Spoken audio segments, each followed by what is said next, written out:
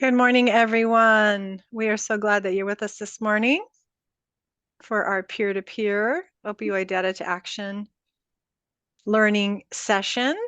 You should have a prompt on your screen. We are recording, and we will share this out in our key learnings document with an embedded link to YouTube. Next slide.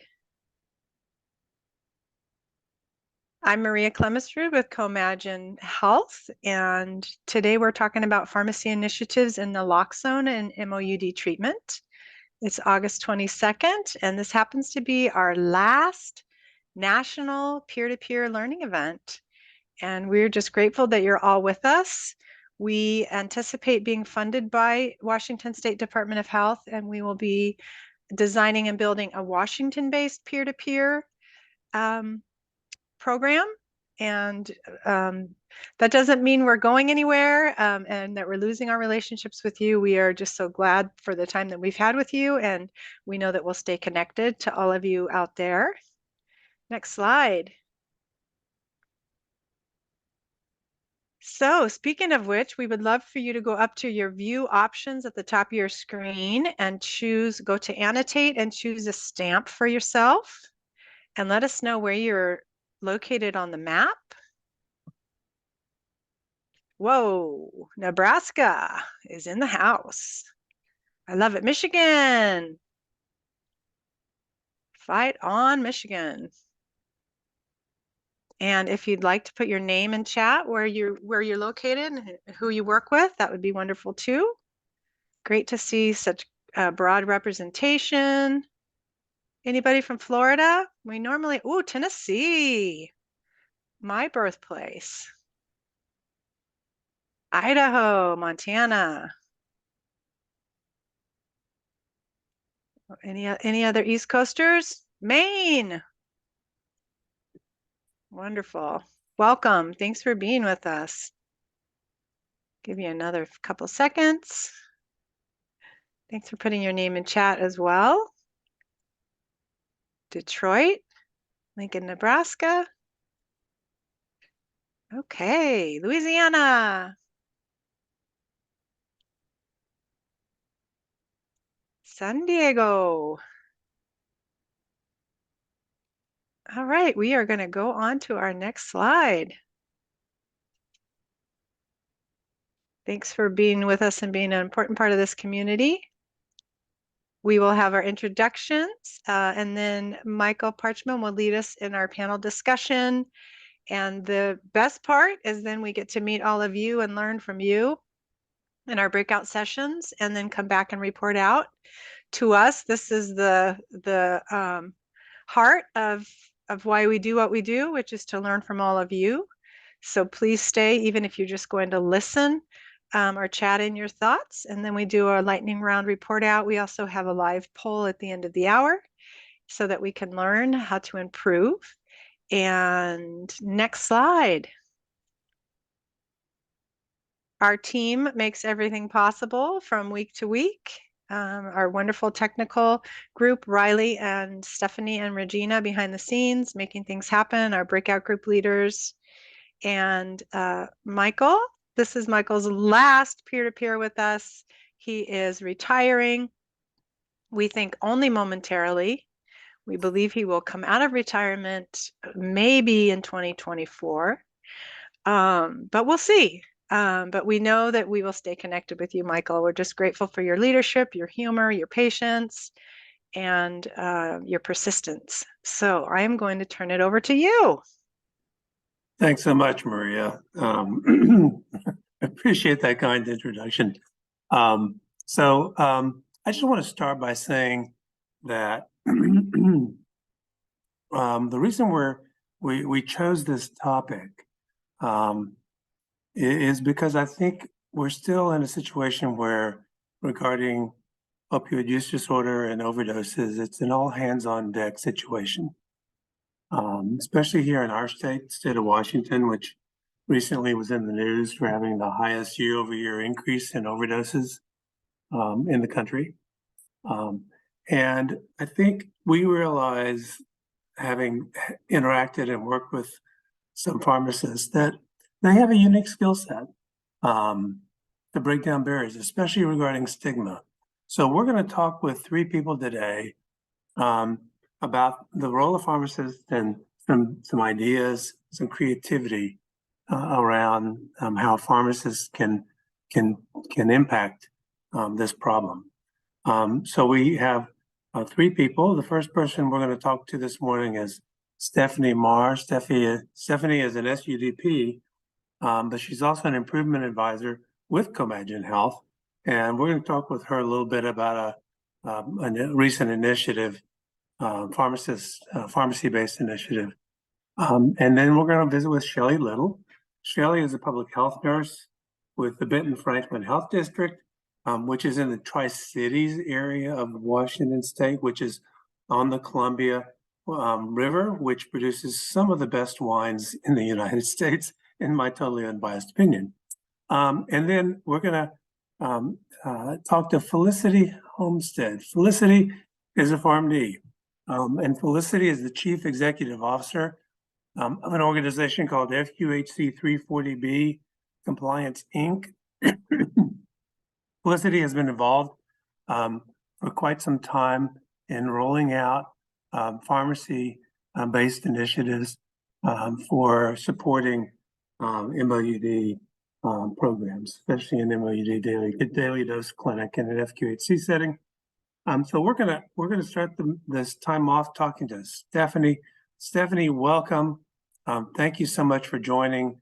So can you, first of all, Stephanie, just briefly describe what was this initiative that Comagine Health was rolling out? Tell us a little bit about that initiative.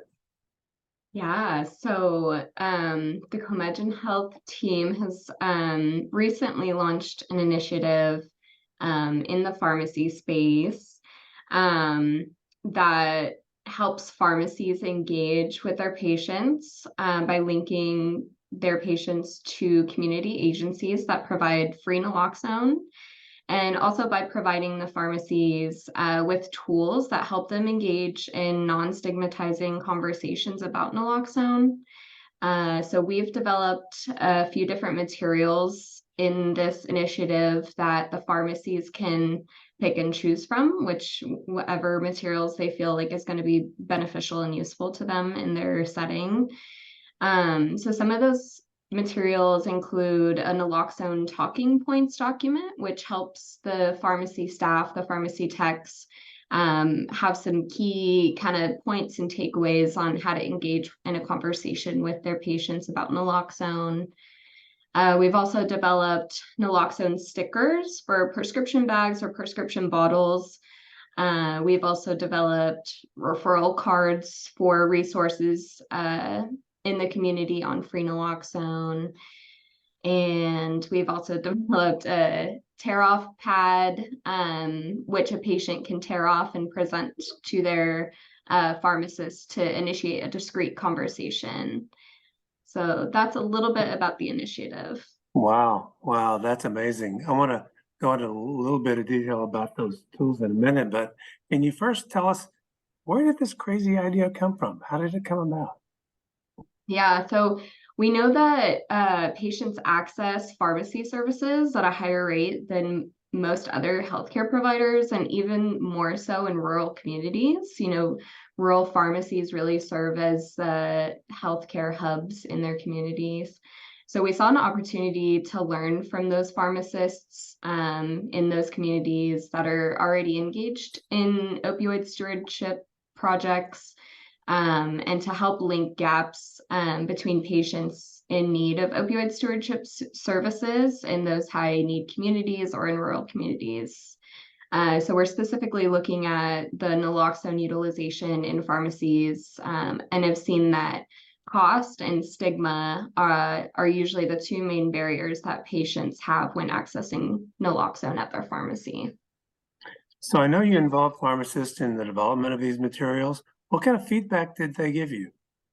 Yeah, we've been given, during our conversations with pharmacies across the 6 states that we work in over on the western side of the United States, they've given us very useful feedback. So really engaging the patients in this whole process.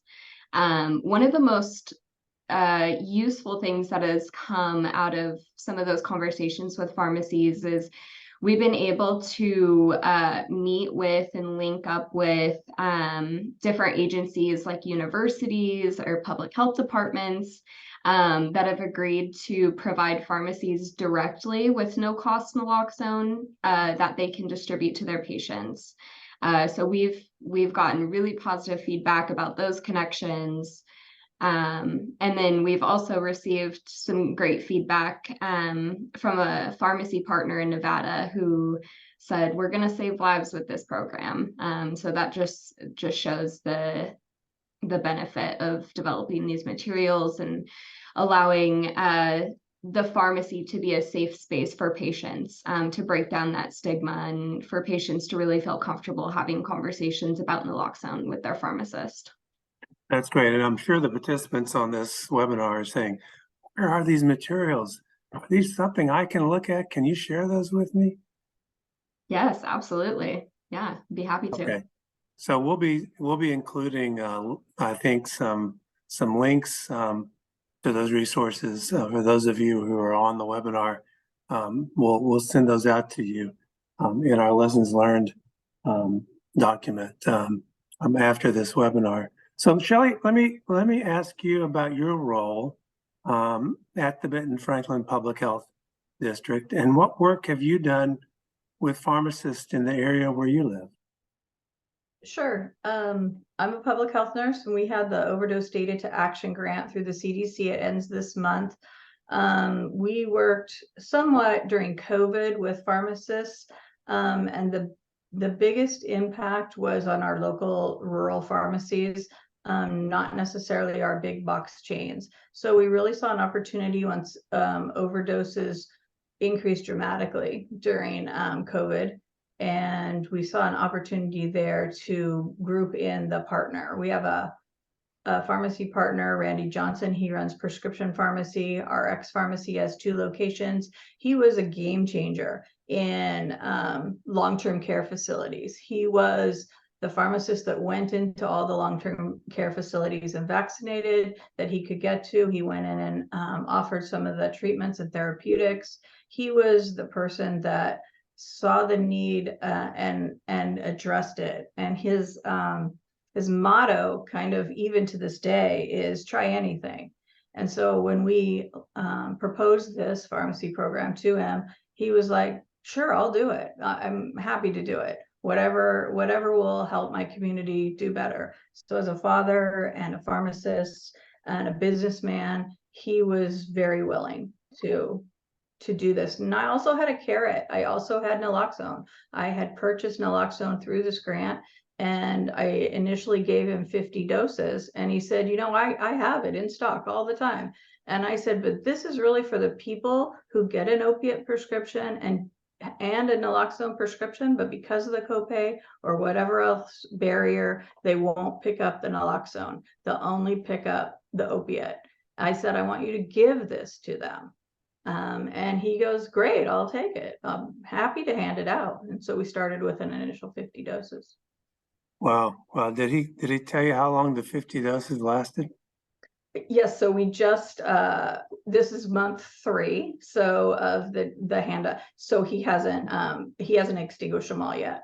So he still has some, because some people do buy it, right? Yeah. Some people do use their copay, right? Yeah, that's great. That's great. So what kind of role or roles do you see pharmacists playing, especially about pharmacists have a real set of communication skills when educating consumers about naloxone or providing resources. What role do you see them potentially playing in the future, or now or in the future? Well, there's a lot of misinformation. And the number one industries in our community who are dying of overdose are construction, labor, and trades through our vital records, and restaurant workers. And so people that work in restaurants, and also, and you can imagine construction, labor, our ag business too, really Right. hard on the back, really, really a lot of injuries. Some of our companies are really good with safety and some aren't. And so they're going to be in a pharmacy to pick up some type of prescription. And it's way safer to have a pharmacy regulated drug than to get something off of the street. So pharmacists have a great opportunity to correct some of the misinformation that's out there, and tell people that not to use alone, the harm reduction messages. You know, if you're taking Valium, let's say a benzodiazepine and an opiate, this is going to, we call it give legs to the opiate. And so it's going to last longer, but naloxone won't work on that. So they have an opportunity to really educate down to the individual level the risks and benefits of using a drug. It's fabulous. Yeah, as a prescriber and as a family physician, I'm not aware of everything sometimes my patients are on because they get it from different providers, not just me. Even though I ask sometimes, they don't realize or forget. And so I think pharmacists have a unique role in being able to pull the threads together in terms of medication safety. Yeah. Communication. Yeah. They see the national PDMP. So they actually, if they're not prescribing, if it's not coming from your primary care, they can see all the other places possibly. Yeah. Bigger picture.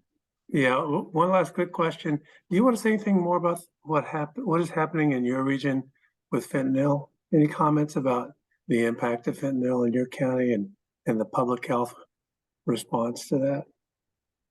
Yeah, we have a pretty robust policing system, and so we are collecting quite a few illicit pills. We don't have deaths daily, like some of the bigger urban areas, but everybody knows these deaths. They know of these people. These aren't just homeless people in shelters. That's rare, actually. So most of the time, we have an overdose fatality review panel. We just started. And it's hard to pick those cases that someone is not going to know that person, and most likely they will. So fentanyl's on a huge increase. And anywhere that there's criminalization of drugs, there's going to be alterants made.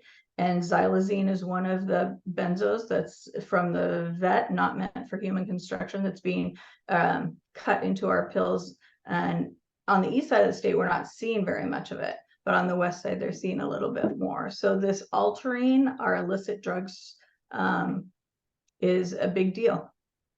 Yeah. It's great to hear you got a data tracking system that they're actually conversations. You're having conversations about the data. That's fantastic. Thank you, Shelley. Really appreciate your comments. So Felicity, welcome. Thank you so much for joining us today. We're so glad you're here. Can you tell us a little bit more about your background and your experience? Sure. So I am a pharmacist, as you said in the introduction. My background is I started in hospital pharmacy originally. I spent the first 6 years of my career there. And then I had the opportunity to move into a federally qualified health center. And so within that role, I really focused on pulling a lot of the lessons from what was standard practice in the hospitals, really team-based healthcare, and pulling those into the primary care practice. And so what we started with some of our models was really focusing on not just having the pharmacist in a dispensing role within the retail pharmacy, but also bringing them into the clinic, having them work hand in hand with our clinician teams, and really focusing on having them be a truly meaningful member of the healthcare team. So not siloed off where they're only getting a small exposure to the patient and dispensing the medications. We did things like made sure that the pharmacist had access to the medical record in addition to the PMPs, and that pharmacists actually started working part of their weekly schedule within the health center with the providers. So really looked at evolving the role of the pharmacist, and then within that work did a lot of focus on controlled substance stewardship. And so combating inappropriate prescribing in a very meaningful way with our healthcare professionals. So looking at what was the work, what was our contribution to overprescribing of opioids. And the pharmacists were really key in providing constructive education that was evidence-based in a way that the clinicians could hear it and could accept it and could change their practice. That's great. That's great. So I understand, based on what we know about you, that when you were in an FQHC, a federally qualified health center for the homeless, you helped implement a daily dose clinic for people living with SUD. Could you tell us a little bit about that story, about how that came about and what happened? Yeah, so I mentioned that we were doing this work around controlled substance stewardship. And one of the things that we noticed was as we were de-prescribing opiates that we were giving very high doses of, that we were unmasking addiction that we were treating inappropriately. And so we needed to come up with solutions for our patient population. And one of the things that became really clear in our community was there was not enough access. And unfortunately, the programs that were available, they considered a status of homelessness to be a disqualifier for patients. So if a patient was not housed, they could not get into a treatment program for opioid use disorder. And so this creates the continued cycle for them, right? So they can't get into treatment when they're seeking it. So how do they create stability in their lives to become housed? And so our chief psychiatrist came to me as I was the head of pharmacy at that time and said, let's talk about the logistics of can we legally do a daily dosing program, because we're concerned about getting these patients into treatment, but also because they are living in the homeless shelter, we need to make sure that we have a system in place. So the plan was to take them to our pharmacy, which was just very closely located to the homeless shelter, and have them receive their medication doses on a daily basis. So as I told you, Michael, I have a bias for yes. That seems to be a pharmacist trait, that we are always willing to jump in and figure out how to come up with solutions. And so I started in the process to say, can we do this? What are the Board of Pharmacy rules and regulations? And how do we actually make it work? And as we moved from the planning phase and into the implementation phase, what happened was I was attending the operational portion of the team meetings, which then were followed by the patient interdisciplinary team portion of the team meetings. And at that time, I was the chief pharmacy officer of the organization, full administrative capacity, but I could not resist wearing my clinical hat in the latter half of that meeting. And I just fell in love with the work. I fell in love with caring for this patient population. And so it ended up that I stayed engaged with the clinical service all the way till I left the organization. And so we really developed this model for the interdisciplinary team, integrating the pharmacist into the treatment of opioid use disorder. And so we would meet on a weekly basis, and we would review our patients who were coming in for the homeless shelter. And then I would work closely with the pharmacist in our retail pharmacy setting. And we started, creating this really strong communication conduit. So if patients were having challenges at the pharmacy, that information was getting back to the clinicians in the shelter clinic. And then when we had situations where the pharmacists were having difficulty with patients being hostile at the counter, it was an opportunity for the care team to do education that this pharmacist is also part of our team, and we need you to be respectful here and respectful there. And it really changed how our staff perceive the patients. It really helped with stigma, but then it also created this much more cohesive team across our organization. So it was just it was a unique experience to be involved in, and then we've been able to spread it across our organization, which has been a really nice opportunity. Wow! And wow! and then it led into a research study with NIDA and the CTN, because presenting at an ATOD forum resulted in the head of NIDA being in the back of the room and saying, this is a model we'd like to disseminate to across the country. So we've been able to start researching that model itself. So it's been Wow. something that we did not anticipate when we just were meeting a need.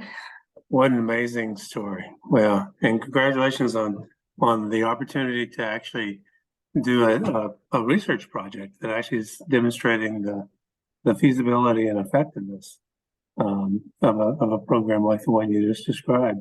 So you've touched on this indirectly, but I wonder if you could be more explicit about, from your view, what is the unique skill set that a pharmacist brings to the table to doing this work? Yeah, and I would say that the first skill set that the pharmacist has is being the medication expert. Yeah. Right. That's where we spend the majority of our time in school. But because of the unique role of the pharmacist, because we are not necessarily considered core to the care team, but we want to be, right? The new pharmacists who are coming up in pharmacy school, right? They are being trained at the doctor of pharmacy level. They want to be key members of the care team. They have this very deep knowledge base, and majority are also now going into residency programs and further developing out their skill set. And they want to be engaged. And so they're constantly looking to see, how can we continue to assist and support the healthcare system? And where we see pharmacists getting into more of a burnout scenario is when they're not able to apply those clinical skills. So pharmacists are constantly looking at, how can we help meet needs? And we're very detail oriented and solution focused. So we tend to bring structure, which is really helpful within clinical initiatives. So both with the controlled substance stewardship and with the work that we did for opioid use disorder, having the pharmacist come alongside the rest of the care team allowed us to really smoothly take things from concept to actual fruition. Yeah, that's just amazing. Yeah, I think pharmacists are kind of natural implementation scientists. I mean, they know how to get things done. Yeah, that's great. We definitely self-select into our profession based on the detail oriented and the love of checking a box. Yeah, I can see that. Yeah, that's great. Do you have any questions for each other, Stephanie, Shelley, Felicity? Any follow-up comments or questions for each other? I'm going to say I definitely want to see Stephanie's tools. They sound phenomenal. Yeah, I saw you smiling and nodding your head when she was describing it. Yeah. And I will say, there are at least one, maybe two or more of those resources and those tools that are customizable to the specific population that the pharmacy is working in. So, when I share examples out, it's going to be specific to a certain population, but those are customizable and tailored to a specific area. That's amazing. That's amazing. Okay. Well, I'm going to pass the baton. We're going to go into our small groups because we want to hear from those of you who have joined us today about your either experience or ideas or what you would love to do regarding engaging with pharmacists in this work. So, Maria, let me pass the baton back to you, and then we'll go into our small groups. Wonderful. And Tila put a comment into chat for you, Shelley, that the images on Carry a Second Chance are really good. They're clear, tailored, and engaging. Great website, good work. So we will be jetted away. Please stay with us. This is our favorite part because you are with us, and you can listen in and share and learn from each other. And then we'll do a quick report out at the end of the hour. So we will see you back here in a few. Welcome, we're back. We made it. Oh, so great to see everyone. Who would like to share what they talked about?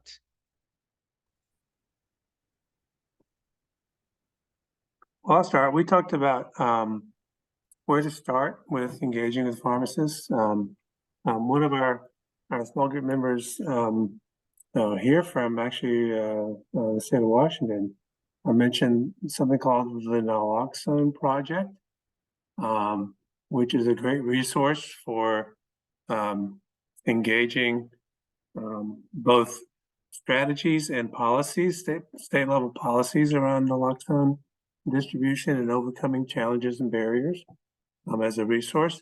Someone else mentioned that in their state, they do ride outs. They ride out in the car with their state board of pharmacy compliance officer to visit pharmacies. It's not a compliance visit, but it gets their foot in the door to have a conversation with the pharmacist in these communities. This is another kind of innovative or creative approach to talk about naloxone and opioid use disorder. Did I miss? For those of you in my group, did I miss Michelle? Did I mischaracterize that? No, you're correct. Oh, thank you. Yeah, Michelle is the creative mind behind that idea. Wonderful. Other comments, questions? I might call on Hannah to share a little bit about the secret shopper that the Department of Health in Washington did and what came of that. Oh, it wasn't specifically us. Hi, everybody. I'm Hannah Carmichael, nurse consultant for the OD2A program at the Washington State Department of Health.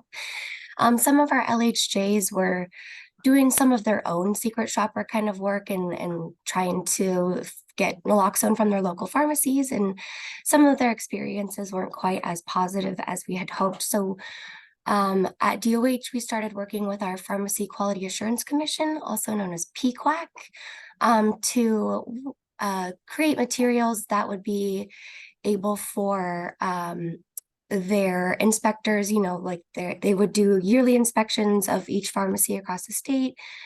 So we have a one-pager flyer that we can hand out to pharmacists that can link to our brand new DOH Resources for Pharmacies webpage that has a lot of information about the standing order, frequently asked questions, and additional resources and contact information for if there are additional questions. And then, so we're trying to figure out, it's kind of in the beginning baby stages of this whole project, but we're trying to get the one pager to be able to be printed off of this website so folks can hang it up physically in their pharmacy spaces. And I can put the link to our new webpage in the chat, but we're just trying to think of ways to incorporate and make this an integrated care approach across the state and include pharmacists in that as well. That's great. And we will be sharing out in the key learnings the materials that the Comagine Health Pharmacy team developed. Notice there was interest in that. I got to be with Felicity and she blew my mind. Would you tell the story of your pharmacist, your retail pharmacist, Felicity, that came into your group? Study? Yes, your Yeah, study. sure. So within our research study, we have 4 different sites that were piloting the same model that we built out in our health center. And the concept of the research study is to test the viability of the model in diverse settings. And so one of the settings that we're working with is also a federally qualified health center. It's a large FQHC out in your area. And they had a pharmacist champion who I would be considered more of a traditional pharmacist champion for this. So they have She was residency trained. She was going to be the director of their residency program. She was embedded right into the health center. And she worked with us from the start when we were recruiting them as a site and through implementation, bringing the model live. And she was a phenomenal pharmacist, very engaged in everything and very core to our perception as the research team of getting this model launched. She was also a military spouse, and her husband got relocated during the study, and this was just a couple months ago. So we had to, with the site, select a new pharmacist champion. They decided to actually put 2 in, which given the transition, we were really supportive of. But what they didn't mention to us, which wasn't an issue at all, was that both pharmacists were actually based out of the retail setting, had never been embedded in the clinic previously, and so this was going to be completely new to them.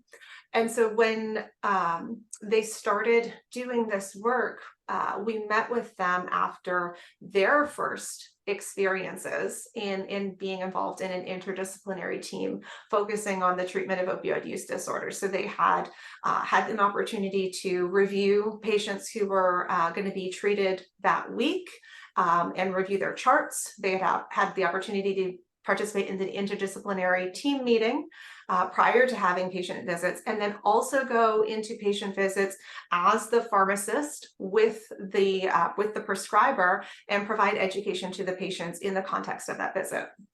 And so when we met with them for their weekly coaching call to discuss how implementation was going, one of the 2 pharmacists relayed to us how completely impactful this had been on their career, in that prior to being engaged in the model, that they had their pharmacy schooling and all of their experience was to stigmatize these patients and to be completely focused on diversion as their role as the pharmacist. Is the patient going to take this drug and divert it to misuse? Are they going to try to sell this on the street?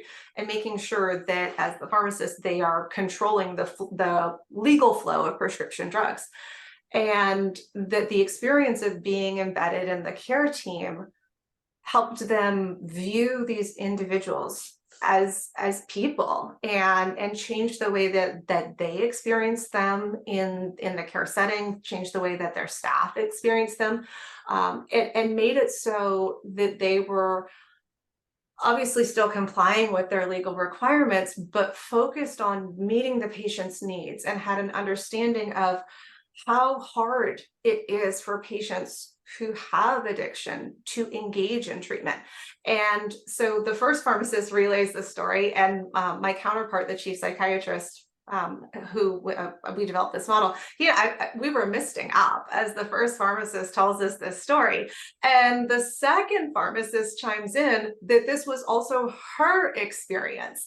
And so, I mean, it was unbelievable, because this was really their first week in a model that when we developed it, we didn't consider it to be revolutionary. This was just the work that we did. This is just how we addressed diabetes. This is how we addressed hypertension. This was just how we worked in our health center.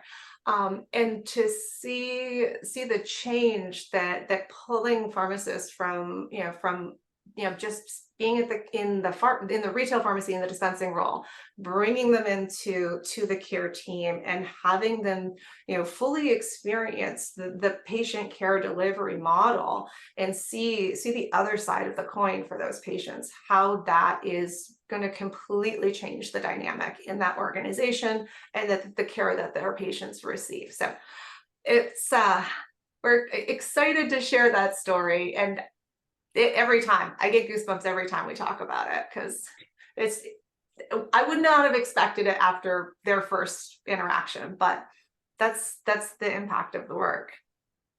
Absolutely. Thank you so much for sharing that.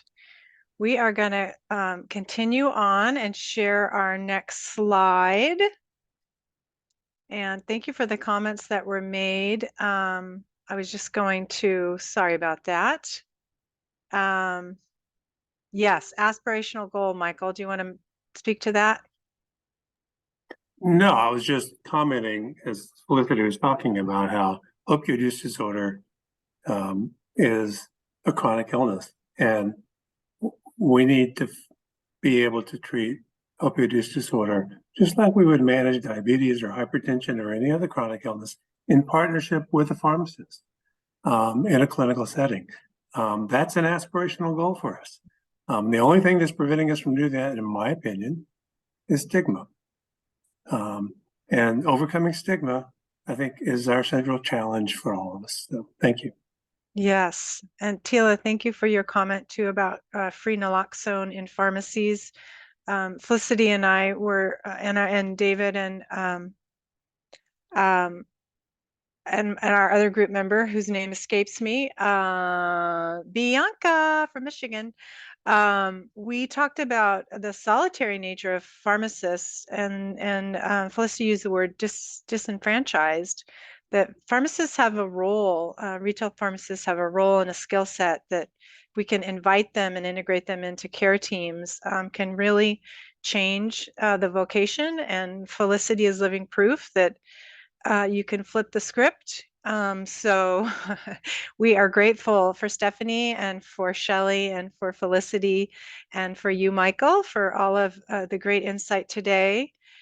We have a live poll that we're going to bring up here. Please take a minute to answer. Did you learn something new today? And will you try something new today?